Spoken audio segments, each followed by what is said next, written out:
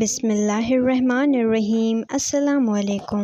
نبی کریم صلی اللہ علیہ وسلم کے دنیا سے پردہ فرمانے کے بعد حضرت بلال رضی اللہ عنہ شام چلے گئے اور وہیں بس گئے۔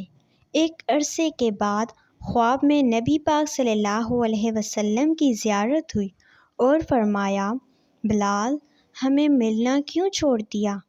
آنکھ کھلتے ہی مدینہ کے لیے روانہ ہو گئے۔ کئی دن کی مسافت کے بعد مدینہ منورہ پہنچے، مسجد میں حاضری دی اور روضہ رسول صلی اللہ علیہ وسلم پر پہنچے ہی بے ہوش ہو کر گر پڑے۔ اہل مدینہ نے کہا، ایک بار وہی اذان سنا دیں۔ سرکار صلی اللہ علیہ وسلم کے زمانے والی معذرت کی کہ اب مجھ سے برداشت نہیں ہوگا۔ لوگوں نے حسنین کریمین سے کہلوایا، اب انکار ناممکن تھا۔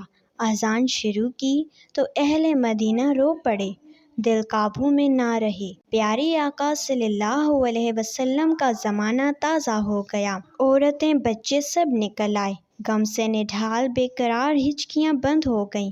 جب کہا، اشہد ان محمدن رسول اللہ، لوگ چیخیں مار مار کر رونے لگے۔ حضرت بلال حبشی رضی اللہ عنہ کی نظر منبر رسول صلی اللہ علیہ وسلم پر پڑی۔ منبر خالی تھا، سرکار صلی اللہ علیہ وسلم نہیں تھے۔ خالی منبر دیکھ کر گر پڑے، بے ہوش ہو گئے، اذان مکمل نہ کر سکے۔